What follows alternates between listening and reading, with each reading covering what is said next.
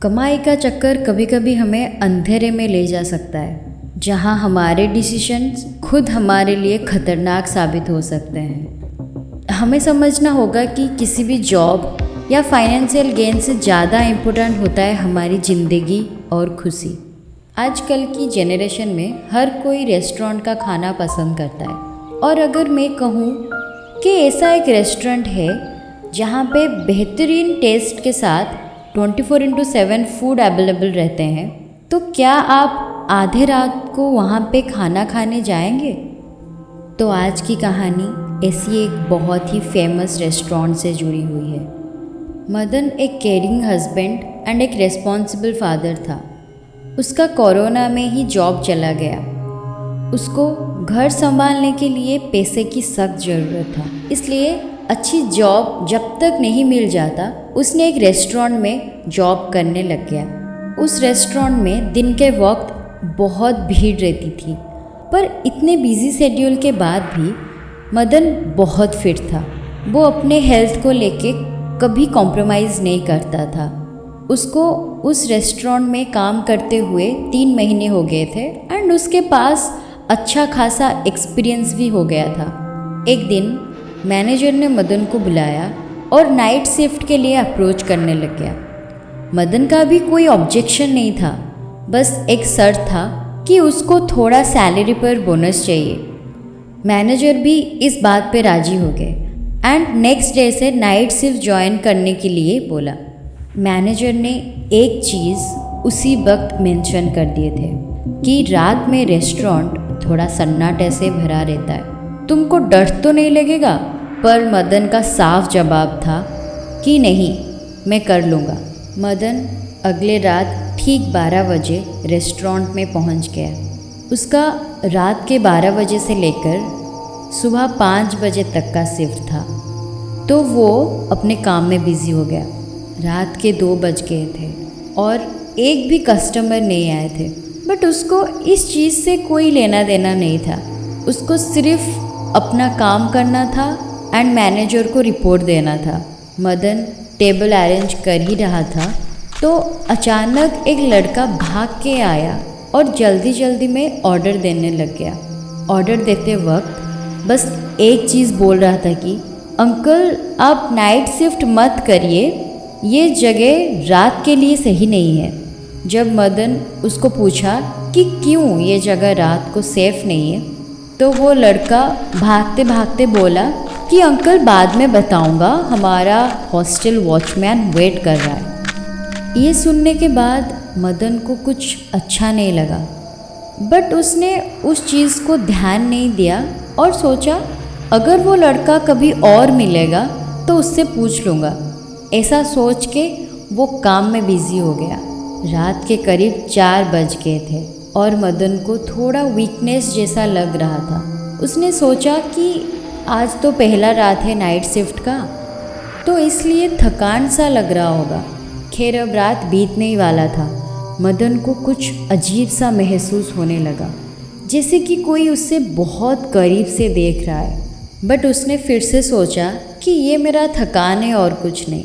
कुछ ही मिनट के बाद मदन को एक कांच की बोतल टूटने का आवाज़ सुनाई दिया और वो गेट के तरफ भागा और वहाँ पे उसको एक आदमी दिखा जिसके हाथ में एक हाफ ब्रोकन दारू की बोतल था। और वो आदमी बड़े ही भयानक चेहरे बना के मदन को देख रहा था। ये देख के मदन बहुत डर गया और रेस्टोरेंट के गेट पे क्लोज का साइन लगा के अंदर चला गया एंड गेट लॉक कर दिया। जब उसका आँख खुला तो डे शिफ्ट के सारे स्टाफ आ चुके थे एंड मैनेजर सामने खड़ा था। तब मैनेजर ने मदन को पूछा कि क्या तुम ठीक हो? कल रात कैसा था? तुम यहाँ क्यों सो गए? सब ठीक तो है ना? ये सुन के मदन ने बोला कि हाँ सब ठीक है। कल रात एक बेवड़ा टूटा शराब बोतल लेके बाहर खड़ा था, तो मैं अंदर ही रह गया था, बाकी सब ठीक है। ये सुन के मैनेजर को तसल्ली मिली, क्योंकि जो कोई भी नाइट शिफ्ट करता था वो गायब हो जाता था या फिर जॉब छोड़ देता था। उसके बाद से मदन नाइट शिफ्ट कंटिन्यू करने लगा। बट मदन को धीरे धीरे आलस जैसा आने लग गया था। जो बंदा इतना फिट हेल्दी हुआ करता था, उसको अनहेल्दी फील होने लग गया। उसको हमेशा लगता था कि जैसे कोई उसके आसपास है और उसको देख रहा है। उसको अजीब अजीब आवाज़ें भी सुनाई देता था। पर वो जब घर जाता था तो वहाँ पे उसको अच्छा लगता था, आलस नहीं आता था। पर उसका वेट बहुत कम हो गया था और वो उसकी उम्र के हिसाब से ज़्यादा लग रहा था।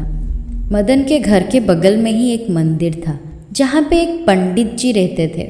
पहले हर रोज़ पंडित जी से मदन का बातचीत हुआ करता था, बट जब से उसने नाइट शिफ्ट ज्वाइन किया वो पंडित जी से नहीं मिल पा रहा था।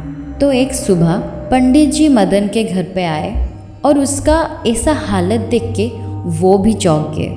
पंडित जी उसको पूछे कि आजकल तुम क्या करते हो, सब ठीक तो है? तो मदन ने बोला, पंडित जी सब कुछ ठीक है, पर जब से मैं नाइट शिफ्ट कर रहा हूँ तब से मुझे बड़ी आलस सा आता है, कमजोरी महसूस होता है, और जब मैं घर आता हूँ तब अच्छा लगता है। ये सुन के पंडित जी समझ गए कि मदन के साथ कुछ तो बुरा हो रहा है। तो पंडित जी ने अपने थैली से कुछ विभूति जैसा मदन को दिए और बोले कि जब तुम आज नाइट शिफ्ट करने जाओगे तब अपने चारों तरफ ये विभूति छिड़क देना, ताकि अगर तुम्हारे आसपास कोई बुरा साया होगा तो तुम्हें दिख जाएगा। तो मदन ने उस रात वैसा ही किया। विभूति रेस्टोरेंट के चारों तरफ छिड़कने के बाद एक बेंच पे जाके बैठ गया। तब उसके चारों ओर सन्नाटा ही सन्नाटा था। कुछ समय के बाद उसको कुछ महसूस हुआ, जैसे कि कोई उसके तरफ चल के आ रहा है। तो जब वो पीछे मुड़ के देखा तो एक काली परछाई उसके कंधे पे आ बैठा, और उसके बाद से क्या होता था कुछ पता नहीं चलता था। इसके बाद मदन बिना कुछ सोचे उस पंडित जी के पास भागा और सब कुछ बताया जो अभी उसके साथ हुआ था। पंडित जी ये सुन के बोलने लगे कि हाँ, मुझे पता था कि ऐसा ही कुछ तुम्हारे साथ हो रहा है, इसलिए तुम दिन ब दिन बूढ़े जैसे दिख रहे हो। पंडित जी कोई पूजा पाठ करके एक ताबीज मदन को पहनने के लिए दिया और नाइट शिफ्ट छोड़ने के लिए बोला। उस इंसिडेंट के बाद मदन उस लड़के से भी मिला जो रेस्टोरेंट में पहले रात आया था। तो वो लड़का ने बोला कि मैंने देखा है कि जो भी अंकल नाइट शिफ्ट करते हैं उसके कंधे पे कोई बैठा रहता है, इसलिए मैं आपको बोल रहा था कि नाइट शिफ्ट मत करिए। उसके बाद मदन ने नाइट शिफ्ट के साथ साथ उस रेस्टोरेंट में काम करना ही छोड़ दिया। तो हमारा यही सजेशन रहेगा कि पैसे के लिए ऐसा रिस्क मत लीजिए, वरना ऐसा कुछ आपके साथ भी हो सकता है।